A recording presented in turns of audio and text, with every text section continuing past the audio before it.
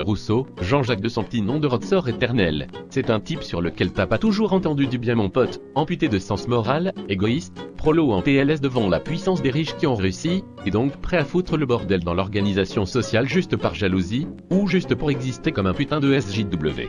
Alors d'une part, c'est pas totalement faux que Rousseau et la morale ça fait a priori d'eux, quant à lui sans les comprendre uniquement ses confessions, ce que t'impose l'éducation nationale quand t'es un littéraire, c'est-à-dire le truc de télé-réalité le plus graveleux qu'a pu faire ce type qui a eu plus de vie que ton putain de chat, au lieu de te montrer la chose qui d'après moi fait de lui un simple humain, mais tellement au-dessus des autres, et qui transpire dans toute son œuvre, son honnêteté.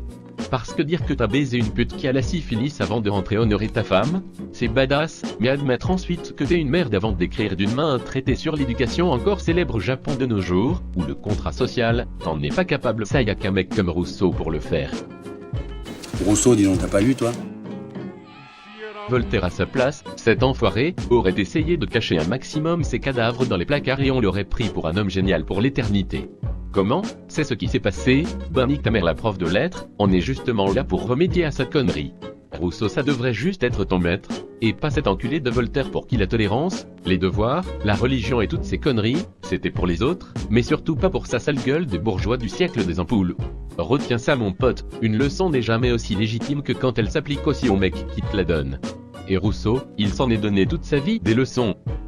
Voilà comment il décrivait les aristocrates de l'époque, les moralistes à sens unique comme Voltaire, ce qui d'ailleurs lui a valu d'être étiqueté quasiment comme un anarchiste adorateur du chaos tout ça. Ces gens du monde, si doux, si modérés, qui trouvent toujours que tout va bien parce qu'ils ont intérêt à ce que rien n'aille mieux, qui sont toujours contents de tout le monde, parce qu'ils ne se soucient de personne et qui autour d'une bonne table soutiennent qu'il n'est pas vrai que le peuple est fin? Ben ces gens-là c'est nos bien-pensants en costard à nous, ceux qui te parlent de sexisme dans les transports en commun, de mixité sociale et de morale de la vie publique, mais qui prennent jamais le bus, vivent entre eux et mettent leurs gosses dans des écoles privées puis les embauchent comme conseillers parlementaires. Et Rousseau il s'en battait la rate de leur sort, il s'adressait pas à eux même s'il faisait semblant. Rousseau, c'était un homme du peuple avec un grand O et un grand P, l'original posteur d'une pensée politique et philosophique de la nature humaine, un truc qu'il a passé sa vie à essayer de définir et de canaliser.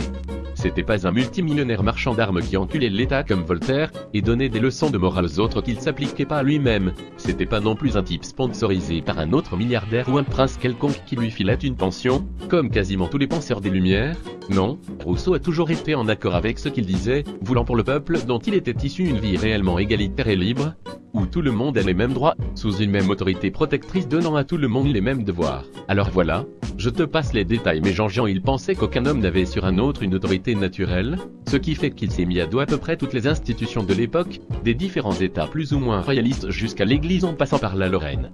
Mais au final tu vas comprendre qu'il parlait pas non plus de vivre à poil dans la forêt dans le chaos total, mais de définir une autorité quand même, une souveraineté populaire allant dans le sens de la volonté générale. Attention, il parle pas de la volonté de tous comme on a tendance à faire maintenant, et qui fait que les volontés des plus riches ou des plus grosses victimes sur Twitter absorbent celles des autres. Non, il parlait de la volonté générale, c'est-à-dire cette tendance naturelle des hommes à s'orienter spontanément vers ce qui est bon pour eux. C'est un mélange de volonté biologique ou animale, donc des types du genre de la vie et passe ton temps à t'expliquer à quel point il explique tout, de ta volonté de te reproduire à la lutte pour la survie qui a lieu dans les centres commerciaux en période de solde, et de ce que le philosophe Hegel appelle la ruse de la raison, c'est-à-dire une sorte de morale vertueuse méta-commune à toute l'espèce humaine qui oriente le sens de l'histoire.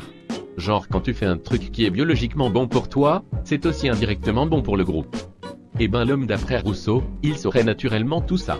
Et toi, t'as sûrement déjà entendu le résumé de cette pensée subtile, quand t'as appris que l'homme était naturellement bon et que c'était la société qui le corrompait, et que t'en as donc déduit qu'il fallait niquer la société. Mais tu vois, si Jean-Jacques il pensait que la société corrompait l'homme naturellement orienté vers le bien dont on parlait, il disait aussi que l'homme avait toujours vécu en société, dès lors qu'il y avait eu deux hommes ensemble, et que donc l'homme avait été corrompu dès le départ, vers minuit 2, car l'homme est un putain d'animal grégaire qui peut pas vivre seul. Donc si tu réfléchis 2 secondes, on peut pas niquer la société sans niquer l'humanité avec et c'est pas ce que tu veux, et c'est pas ce que Rousseau voulait, lui il voulait continuer à se bourrer la gueule sans trop culpabiliser, comme tout le monde.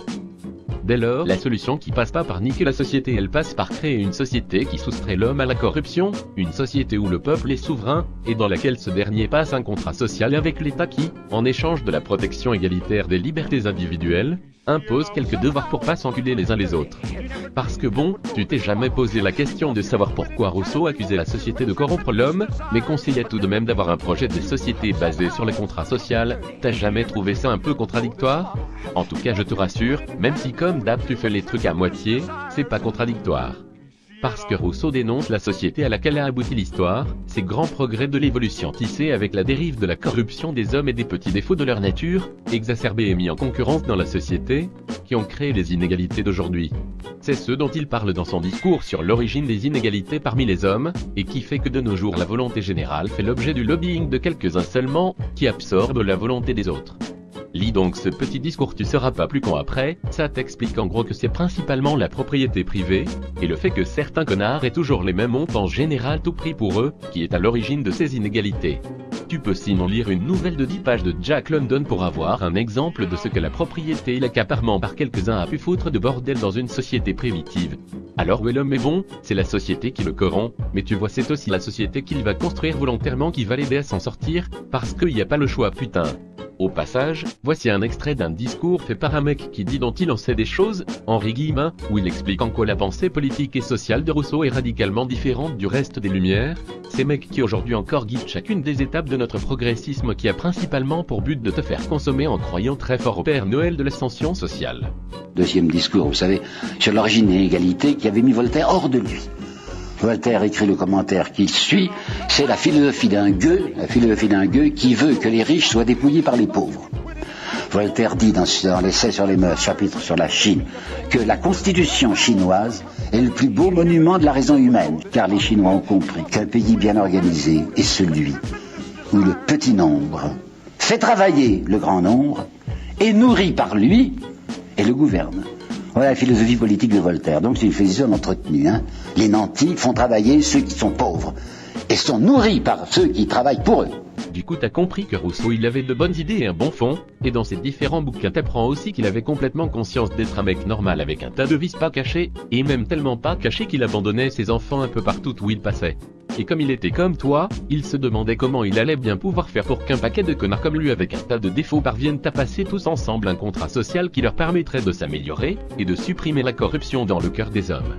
Je te le dis tout de suite, il n'a pas trouvé une formule magique. Mais voilà, après avoir bien parlé sur la condition humaine et à quel point c'était de la merde, et en être venu à la conclusion que l'utopie c'était pas pour tout de suite, il a commencé par s'attaquer aux 3 étapes qui d'après lui faisaient de nous des hommes pas trop cons, pour essayer de les rendre plus vertueuses. C'est pourquoi il a écrit Émile, un livre sur l'art de former les hommes et que les professeurs japonais de maternelle ont pour obligation de lire encore aujourd'hui, La Nouvelle Héloïse, un bouquin sur le couple et la famille, et enfin Le Contrat Social, un ouvrage encore aujourd'hui majeur sur la philosophie politique de la vie en société, que si t'en as jamais entendu ne serait-ce que parler t'es un putain d'inculte. Alors je te disais que j'admirais l'honnêteté de Rousseau, parce qu'il y a qu'en étant parfaitement honnête avec soi-même, et en ayant conscience de ses défauts et pas seulement en les cachant comme une salope, qu'on peut réellement comprendre tout l'intérêt de l'éducation. L'éducation, c'est pas seulement acquérir des connaissances pour le délire ou des compétences pour devenir de bons petits salariés utiles, c'est aussi prendre conscience de notre putain de responsabilité envers nos congénères, la responsabilité de les sortir de leur corruption en faisant l'effort de pas trop leur taper dessus, à commencer par ceux qui vivent avec nous et pas seulement ceux qu'on choisit. Sinon y a pas d'autre choix que de vivre dans la folie d'un monde où chacun fait ce qu'il veut, et Rousseau faisait ce qu'il voulait mais il était comme toi, il était pas fou, il savait que c'était pas non plus comme ça et en se regardant le nombril qu'on allait tous ensemble obtenir les scalps des fils de Satan qui nous exploitent. Et moi non plus je suis pas fou, je me dis que même si ça a été un peu long ça valait le coup de te convaincre qu'il y a pas besoin d'être un leader parfait pour apporter sa pierre.